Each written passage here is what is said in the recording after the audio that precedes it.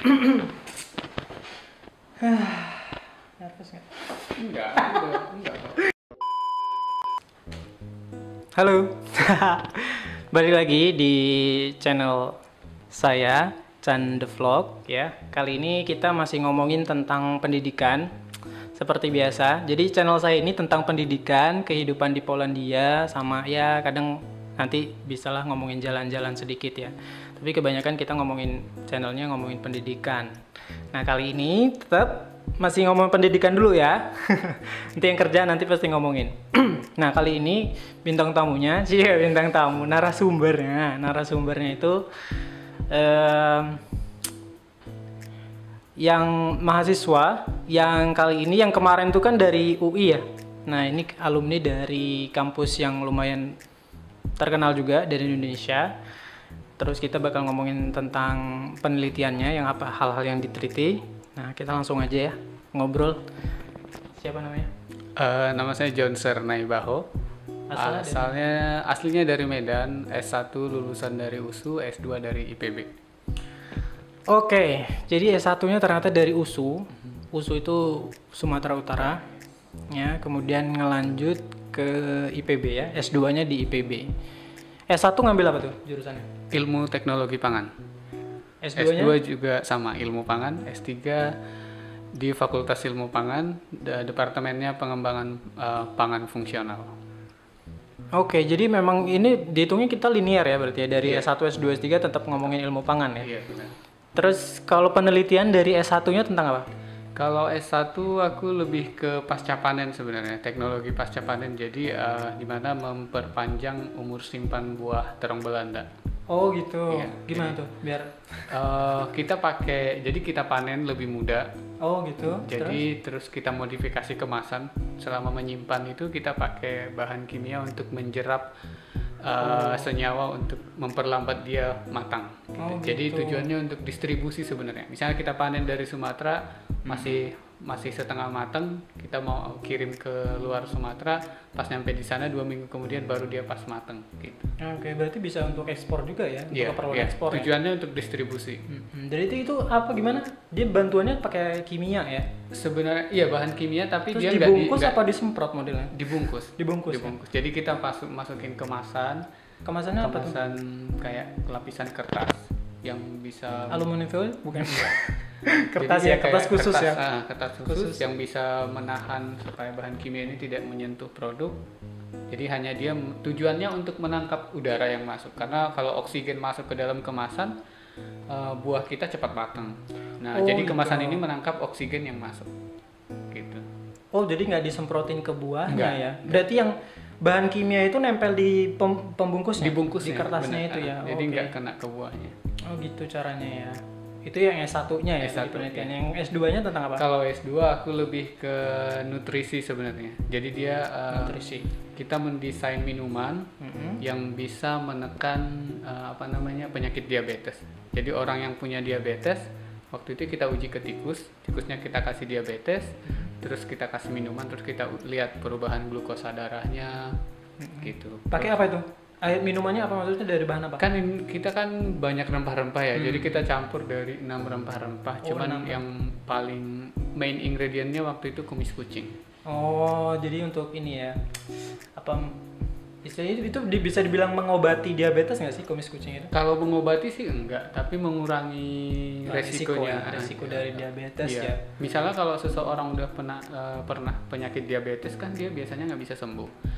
Cuman dia kalau misalnya lagi kumat dia bisa pingsan, bisa menyebabkan penyakit yang lain. Nah kalau dikasih minuman ini tujuannya penyakit yang lain tidak timbul atau glukosa darahnya nggak naik turun, jadi biar lebih stabil. Oh gitu. Itu yang 5 bahan lainnya apa aja? Kayu secang, itu banyak secang. tahu nggak? Tahu. Kayu secang, jahe, kunyit, bukan kunyit, kurkumin apa ya? Kurkumin. Okay. Sejenis kunyit.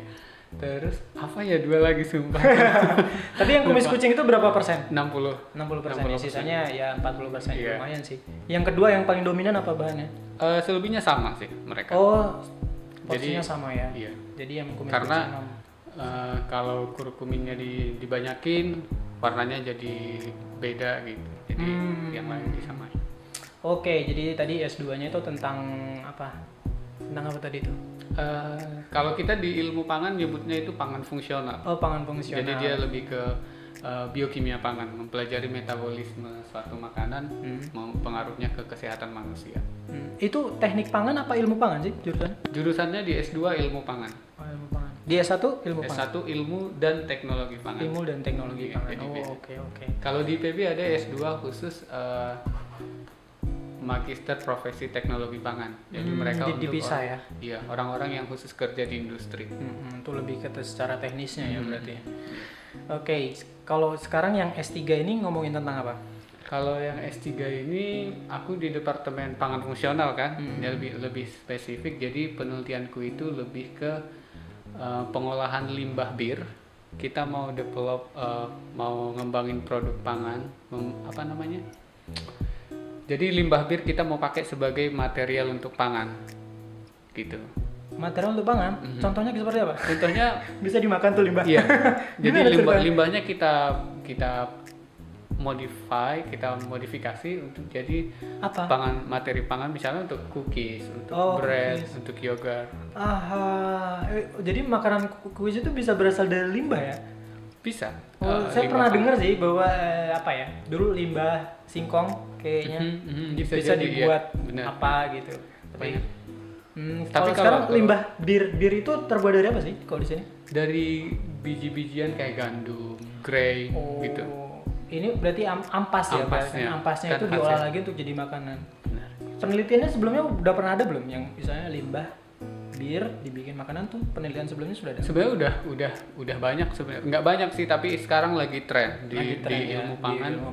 Itu lagi tren tentang namanya valorization. Itu kayak pengembangan limbah jadi sesuatu yang entah makanan ya atau ke industri yang lain, entah tekstil gitu. Karena salah satu targetnya Euro 2030 kalau nggak salah zero waste. Nah, jadi lagi banyak didanai hibah-hibah mengenai pengolahan limbah jadi entah jadi makanan, jadi apa namanya, gas. Oke, menarik banget kan. Jadi kalau kalian yang tertarik di ilmu pangan atau yang sekarang lagi riset tentang ilmu pangan, jadi memang riset di European Union itu emang arahnya ke green technology yang kayak gitu-gitu. Jadi emang kalau kalian mungkin ya, kalau misalnya mau dapat beasiswa, cari beasiswa banyak di bidang-bidang yang kayak gitu ngetrennya di bidangnya. Oke, tadi udah ngomongin study, jadi S1-nya di USU, S2-nya di IPB, dan S3-nya di Polandia. Nah, sekarang kita ngomongin tentang beasiswa, ya kan? Dapat beasiswa nggak sih Mas di sini? Iya, jadi hitungannya sih sebenarnya bukan ada beasiswa, ada salary, ada gaji gitu. Oh, dapat gaji juga. Kalau sekarang kita ngomong beasiswanya dulu nih. Beasiswanya dapat beasiswa apa? Dari beasiswa doctoral school, terus beasiswa dari NAFA, yang STER, dua. Terus ada satu lagi Power 3,5. Jadi 3 beasiswa ya. Gila kan guys. Jadi kayak dapat 3 beasiswa sekaligus ya. Nah, jadi 3 beasiswa itu pertama kalinya itu gimana sih cara dapetinnya? Kalau ini dapatinnya jadi kita apply project yang mereka tawarkan. Jadi itu sudah mengcover ketiga-tiganya ini. Maksudnya nanti kita sudah dapat dari doctoral school, dapat dari STER, dapat dari Power. Kayak jadi satu paket ya intinya. Iya, tapi nggak semua yang STER Power ini ada yang memang untuk semua, tapi ada di dalamnya ada namanya STER. Nah, STER ini bukan untuk semua. Hanya untuk 50% dari jumlah mahasiswa yang bisa ya ada evaluasinya. Jadi nggak nggak semua bisa dapat ya. Jadi ada seleksi lagi lah istilahnya ya. Tiap semester kita dievaluasi siapa yang bisa dapat, siapa yang enggak ya. Tiap semester bisa berubah. Bisa. Tapi ketika misalkan semester 1 dapat, semester 2 nggak dapat, nanti semester 3 bisa dapat lagi. Bisa dapat lagi, tergantung pencapaian kita nanti. Itu sampai kita selesai masih bisa apply terus ya. Setiap semester ya. Jadi ada nanti 8 kali evaluasi jadinya. Tahu beasiswa ini tuh dari mana Mas? Kalau aku biasanya nyari dulu dari findphd.com. findphd.com. Terus ada lagi nggak? academicposition.com. Academic position. Dari 2 itu. Baru biasanya cari website kampus-kampus. Kalau kampus yang besar biasanya mereka pasti punya di website. Kalau yang di Polandia ini dapatnya yang mana? Yang di Dari findphd.com. findphd.com. PhD itu ya. Jadi kalau kalian mau cari beasiswa, cari di findphd itu. Kalau Mas ini tuh programnya dapat beasiswanya tuh 3 beasiswa. Nah, pertama kali menemukannya itu di findphd itu ya Mas ya. Dari findphd itu kayak ada lowongan gitu kan ya. Lowongan terus apply kan. Terus apply, syaratnya apa aja tuh waktu itu? Biasanya syarat yang paling umum itu yang pertama harus punya CV, terus CV ya normalnya normalnya umum gitu ya. ya. Yang paling spesial ada nggak? Sebenarnya nggak ada Nggak sih. ada sih ya normal. CV, IELTS, ijazah, sertifikat bahasa Inggris, terus sama proposal ya. research plan ya. Proposal. Jadi kalau punya Mas ini ya apa? Harus bikin riset proposal ya. Jadi nggak biasanya kan kalau PhD itu ada yang sudah ada projectnya gitu. Jadi Nah kita ini tinggal ikut. aku kebetulan udah ada projectnya. Udah ada projectnya, tapi tetap harus bikin riset plan. Sesuai dengan yang mereka tentukan. Jadi dikasih topik kita jadi buat apa yang kita pikirkan tentang ini. ya lebih spesifik gitu ya. Oke, jadi tetap bikin harus risetnya ya. Jadi tapi biasanya yang gitu-gitu paling diminta 1 halaman. nggak satu banyak. halaman. Masnya bikin berapa? 1 halaman karena mereka mintanya maksimal 1 halaman. halaman. Jadi Dan itu ada formatnya nggak sih? nggak Ada format itu bebas ya? bebas aja. Cuman ditentuin misalnya maksimal jumlah katanya berapa. Itu waktu itu berapa? 500 500 kata? 500 kata. Dikit dong berarti Iya, sekitar 2 paling paragraf. 2,5-3 paragraf gitu. Jadi cuman kayak outline yang mau kita kerjakan. Nggak perlu harus detail sebenarnya. Gitu. Pikir aku yang harus ada metodenya gitu. Ternyata cuma 1 lembar guys begitu. Jadi kalau memang setiap beasiswa kan beda-beda ya permintaannya ya. Tergantung dari beasiswa itu permintaannya seperti apa gitu. Kalau memang harus ada semacam pendahuluan, metodologi, terus gimana cara ininya ya bikinnya seperti yang mereka minta ya. Tapi kalau posisinya Mas ini ketika ketemu nih ada lowongan di findphd, terus syaratnya itu research proposal itu, dan itu cuma 500, terbatas hanya 500 kata, dan itu ya gampang lah istilahnya. Mungkin nggak tapi nggak harus mikirin yang detail-detail. ya namanya jadi, kita punya gambaran aja. Gambarannya itu seperti apa gitu. Malah dulu waktu aku ngasih proposal ini kan, kalau ini dia udah spesifik, ternyata nyampe aku di sini dikasih tahu ternyata limbahnya adalah dari limbah bir. Nah waktu seleksi itu nggak dikasih tahu dari limbah apa. Jadi aku nyiapinnya dari limbah tebu. Tebu. Diolah jadi apa dulu idenya? Aku cuman bilang dia sumber serat, jadi seratnya kita ambil. Terus dibuat? Nanti kita buat sebagai tambahan ke bahan pangan untuk memperkaya serat, karena serat membantu sistem metabolisme. Oke. Gitu. Setelah nyampe di sini dikasih tahu ternyata limbahnya dari bir. Aku udah punya cookiesnya, udah pernah bikin. Yang mana yang cookies yang bir? Udah bikin di sini nanti kemarin. kita coba ya. Tapi itu udah bir, itu bir. Itu bir. Sebelum lockdown bikinnya. Oke, tadi udah dapet ketika udah cari nih lowongannya, terus ada kita syarat-syaratnya masukin seperti biasa. Akhirnya pengumumannya lama nggak tuh Mas? Nggak, di sini malah cuma 2 minggu. Cepet banget. 2 minggu ya, cepet ya 2 minggu terus ada lowongan. Itu langsung ada berapa orang yang keterima dari posisi itu? Ada 7, jadi ada 14 posisi. Dari 14 posisi ini 7 untuk internasional, 7 untuk Poland, orang Polish. 14. Itu 14 itu dengan topik yang berbeda? Iya. 14 ada yang topik yang berbeda, terus Masnya milih yang salah satu topik kan? Artinya kita udah, jadi sebelum meng-apply ke sistem online kita harus dapat approve dulu dari supervisor penanggung jawab projectnya. Jadi ngontak dulu ya sebelum. Iya, benar. Berarti sebelum apply harus ngontak dulu. Apply dulu apa ngontak dulu?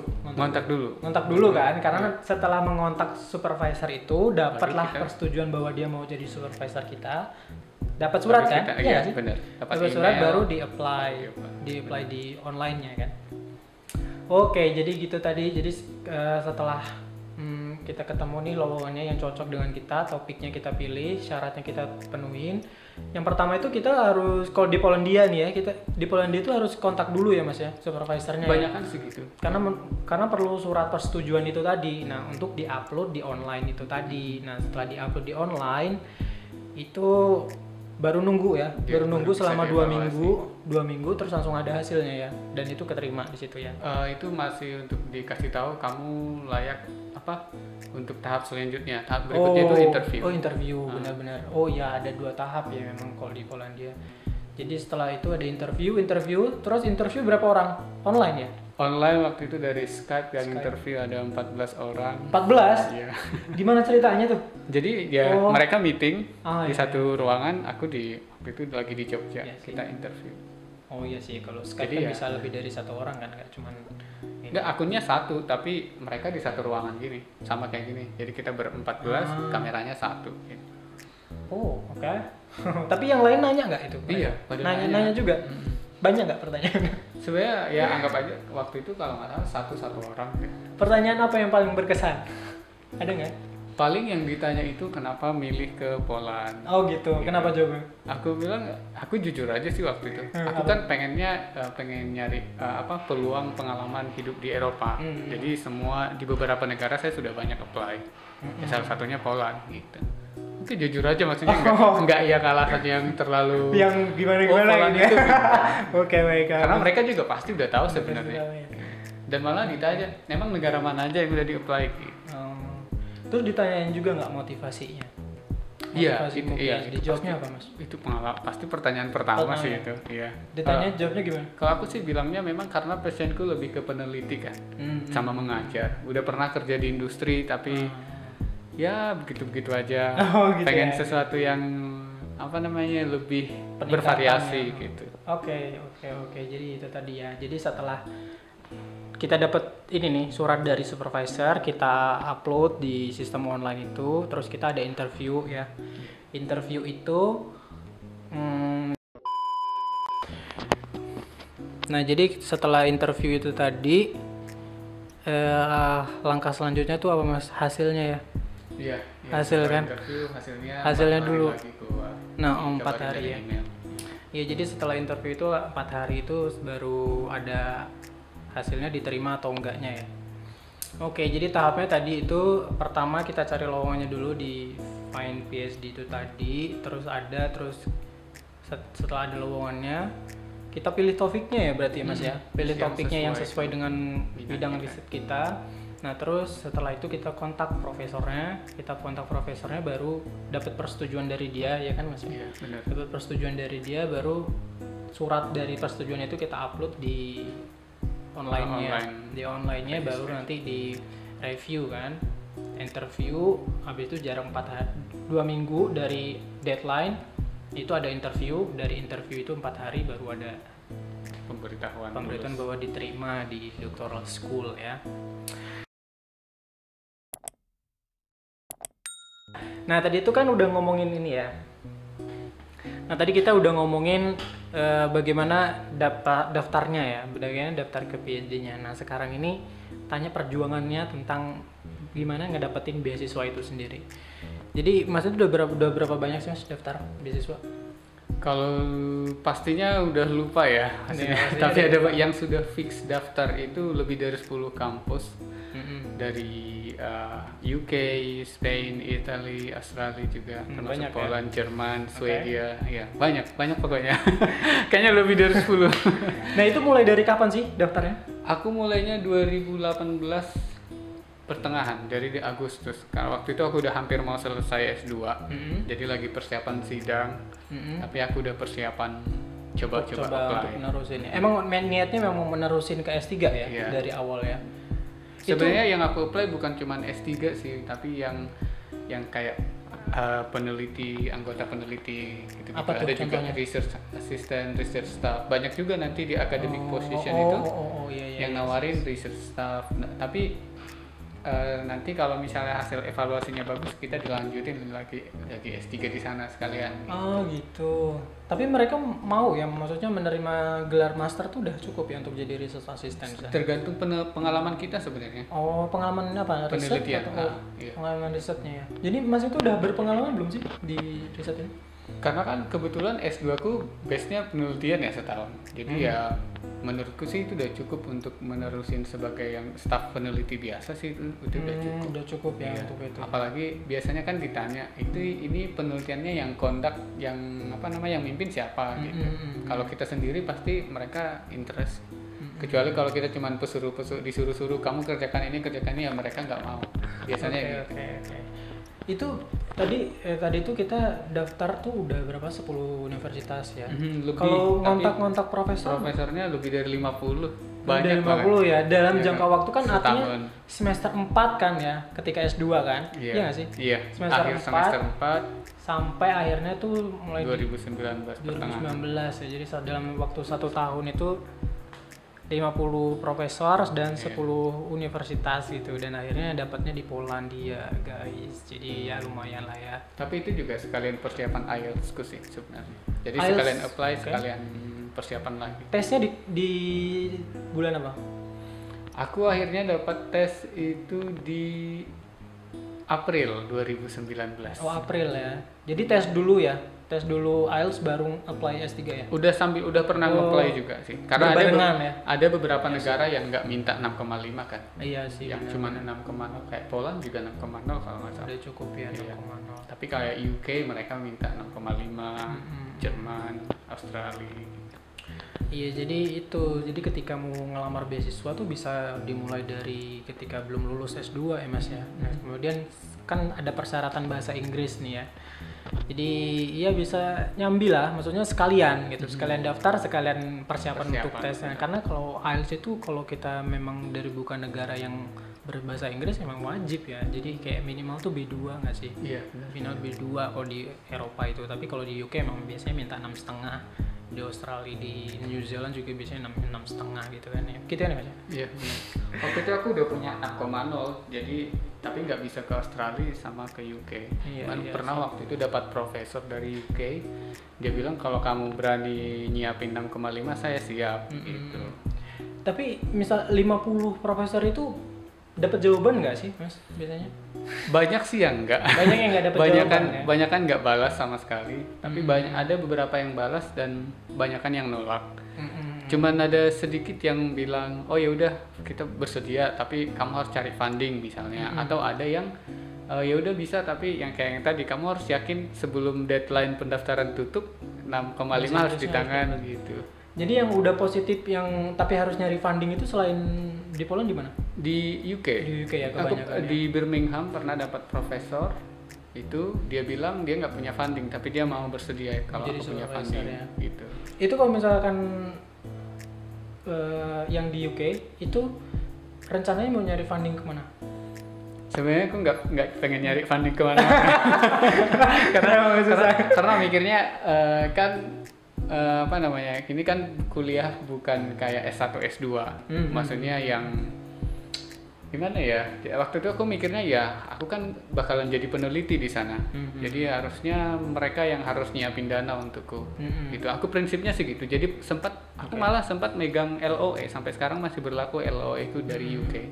Waktu itu aku udah dapat LOE tapi mereka bilang fundingnya nggak ada gitu. Tapi disuruh nunggu sih setahun untuk nge-apply lagi tahun ini. Jadi LOE kamu keep dulu, bisa kita pakai untuk tahun depan, sama-sama nyari dana setahun. Cuman waktu itu udah dapat di sini ya.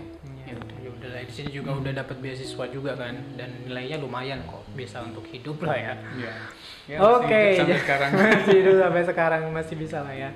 Nah terus tadi kan udah dapat nih, perjuangannya tuh lumayan ya dikatakan, karena dalam waktu 1 tahun sudah 50 profesor. Jadi kalau kalian yang mengontak profesor dan tidak ada jawaban, jangan menyerah.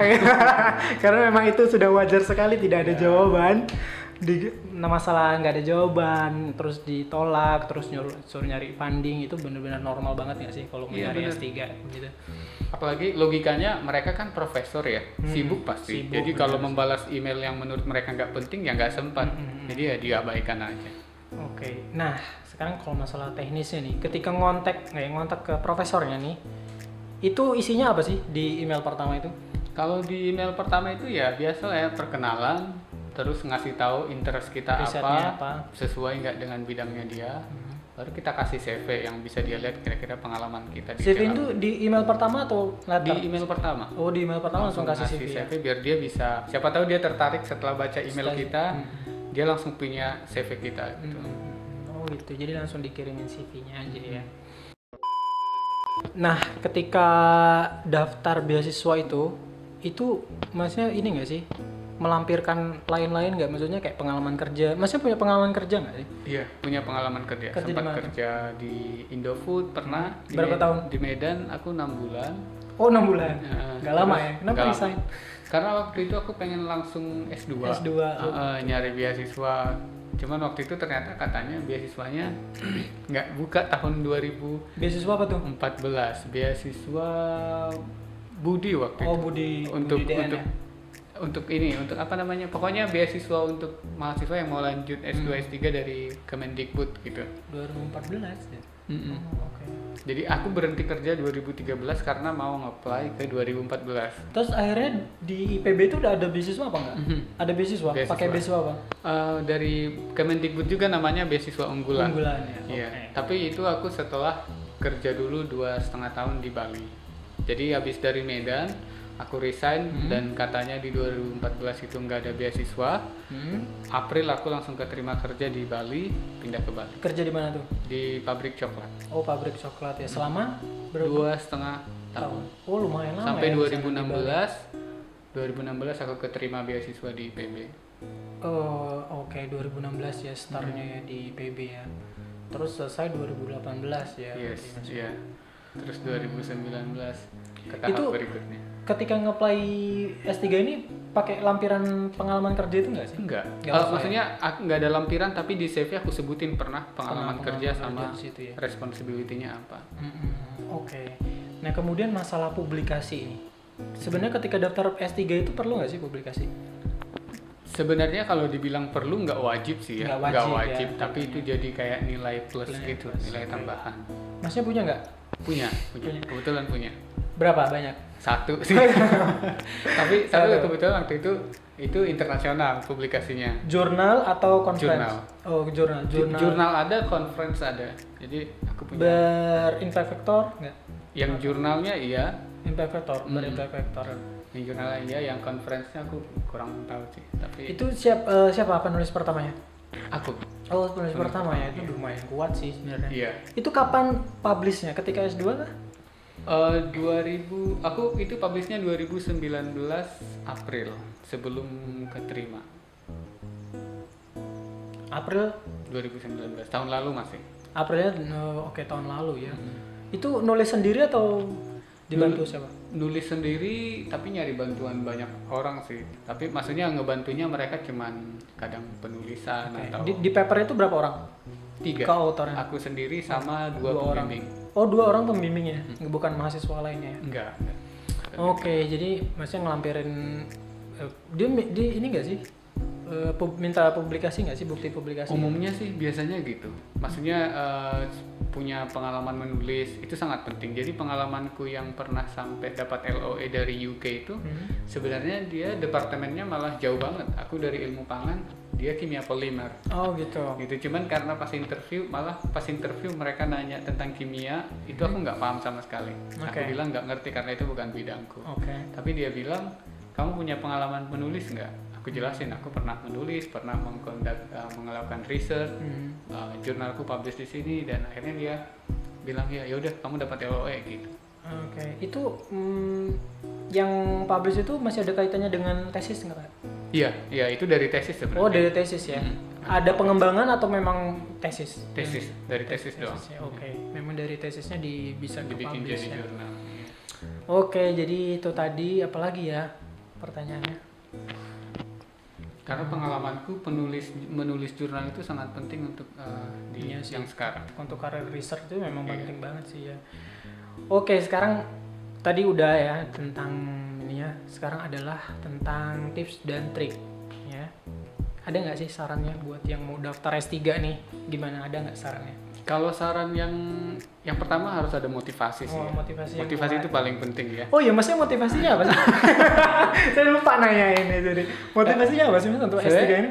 Aku sebenarnya pengennya yang paling kuat itu adalah jalan-jalan sebenarnya. Oh, pengennya jalan-jalan. Jalan-jalan. Ya. Nah, jadi ya sih. waktu ketika malas belajar persiapan bahasa Inggris atau malas apply, ingat aja enaknya jalan-jalan di Eropa kayak gimana. Iya sih, bener-bener. Gitu. Tapi sebelumnya pernah ke Eropa? Belum. Oh, belum. Ini pertama kali ya. Terus ya pasti karena aku punya pengen mengajar juga kan. Oh, pengen mengajar juga ya. Sempat jadi dosen belum ya? Belum, tapi sempat keterima. Oke. Di Jogja, di swasta. Gitu. Terus ada lagi motivasi, tadi yang motivasi pengen jalan-jalan. Itu yang paling besar. Motivasi pengen jalan-jalan. Karena kalau kita lagi capek nih, apply terlalu banyak ya kan, sampai 50%, mikirin lagi kayaknya worth it nih untuk diusahakan kan. Jadi semangat lagi. Terus yang kedua memang pengen ngajar. Pengen ngajar, terus suka juga meneliti di bidang pangan. Suka meneliti. Terus ada lagi nggak? Iya. Itu aja sih motivasinya ya. Oke, terus sekarang balik lagi nih, sekarang ke saran ya, tipsnya apa nih buat yang pertama itu persiapkan dibilang ya, bahasa Inggris sih yang paling penting dari pengalamanku. Oke, tadi itu yang pertama motivasi kan, udah disebutkan motivasi. Pertama motivasinya, terus yang kedua adalah bahasa Inggris kan. Tapi bukan berarti kalau kita nggak punya bahasa Inggris yang cukup baik, bukan berarti kita nggak mengapply sama sekali. Tetap apply aja dulu ya. Aku waktu itu masih rendah levelnya, maksudnya untuk kategori UK, aku tetap aja nge-apply. Ditolak aja, yang penting udah nyoba gitu. Pernah berapa kali tes IELTS? 1 kali, 3 kali, 4 kali. Aduh, jangan. Sebenarnya 4 kali sebenarnya. 4 kali, men, 4 kali. Itu pertama kali ngambil IELTS kapan? 2018 awal. Jadi ketika masih semester 1. Semester 4. Semester 4 awal di IPB. Karena kan udah hampir selesai nge-lab. Jadi udah punya waktu bebas, udah nggak ngampus, tinggal nulis skrip, tesis sama publikasi. Jadi aku hijrah ke Jakarta 2 minggu les. Kursus di mana? Di ada iklannya nggak nih? 2 minggu ya. Kursus ke Jakarta dulu ya. Kursus di Jakarta. Terus habis itu 2 minggu dulu. Langsung tes, iya. Terus hasilnya berapa? Terutama kali dapat 6,0. Oh iya. Terus tes yang terakhir? Tes yang terakhir dapat 7. Oh, 7 dapat 7 dong. Ada perkembangan, perkembangannya. Setelah 4 kali. 4 kali 3 berarti 12 juta. Lumayan juga. Perlu modal ternyata ya. Oke. Ya, tapi ya maksudnya kalau kita pengen banget ya. Pengen banget karena motivasi tadi sih. Kalau motivasinya memang udah kuat banget sih, kayak oke dijabanin gitu. Dan karena aku udah sempat kerja, jadi aku pikir punya tabungan sedikit, kenapa enggak ya. Dan habis S2 aku sempat kerja juga di Bali sambil nunggu nge-apply ini. Jadi aku lulus S2 itu sidang Oktober. Aku dipanggil balik ke tempat kerja aku yang lama di Bali. Jadi aku akhir November langsung balik ke Bali kerja. Oh, berapa lama? 6 bulan. 6 bulan bantu kerja 6 bulan. Jadi lumayan kan untuk nyari uang AIF. Iya, untuk modal ya. Namanya kita perlu modal ternyata. Terus yang tadi pertama motivasi bahasa Inggris. Terus harus berani ngubungin. Maksudnya mentalnya harus kuat, kalaupun kita ditolak ya sah-sah aja ya, namanya hidup. Jangan menyerah intinya itu. Namanya hidup ditolak wajar. Kayaknya nggak ada yang ngubungin pertama kali langsung dapat. Itu harusnya outstanding gitu. Iya, mungkin lulusan Oxford. Mungkin ya. Tapi belum tentu juga sih. Karena peluang untuk dapatin posisi ini kan susah ya. Ada lagi nggak sarannya? Terus yang mau disiapin khususnya kalau yang mau S3, PhD itu research plan sih. Setidaknya harus punya, walaupun nanti akhirnya berbeda dengan supervisor kita, setidaknya udah punya. Gitu kan. Research plan-nya itu ya disediakan ya istilahnya. Iya sih. Ada lagi nggak? Setauku sih itu doang. Itu doang ya. Terus pertanyaan terakhir deh. Kedepannya mau gimana, Mas? Oh. Masih setahun sih. Masih awal-awal. Ada rencana nggak sih, bayangan nggak sih? Cuman udah kebayang sih, maksudnya di awal excited pengen cepat balik ke Indo gitu. Ngapain? Mau ngajar. Ya kan ya. Kalau ngelihat perkembangan di sini dengan perkembangan Indo, kita jauh tertinggal kan, khususnya di bidang penelitian. Cuman dipikir-pikir lagi ya, di Indo dana penelitiannya nggak banyak. Jadi itu bikin kita nggak usah balik deh ke Indo gitu. Jadi ya rencana aku sih belum tahu, kemungkinan pengen bertahan di sini dulu nanti. Nyari peluang di sini. Ya. Sejauh ini rencana aku sih begitu. Nanti kalau misalnya udah nggak ada pilihan baru balik ya. Atau berubah rencana misalnya. Oke, mungkin itu dulu. Untuk untuk hari ini kayaknya udah lumayan lama ya. Mudah-mudahan ya ada manfaat lah yang bisa kalian ambil ya dari interview yang nggak seberapa ini. Jangan lupa untuk subscribe, dan Mas juga punya channel ya. Punya channel, nanti aku kasih di deskripsi. Itu untuk jalan-jalan. Oh, untuk jalan-jalan ya. Tapi ya terserah boleh di subscribe atau enggak, ini juga terserah. Tapi gitu aja dulu, sampai jumpa. Mungkin aku ada ngasih website untuk belajar IELTS sih sebenarnya. Oh, iya. Ada yang lumayan bagus, cukup recommended. Apa Jadi tuh? mungkin kamu nanti bisa buat Online ya. Oh, aja. nanti kita sampaikan di deskripsi ya. Oke. Mungkin dari segitu aja dulu. Thank you for watching ya. Sampai jumpa di video gue yang selanjutnya, yang entah tentang apa. Tetap nonton dan bye-bye. Bye. Luar biasa motivasinya.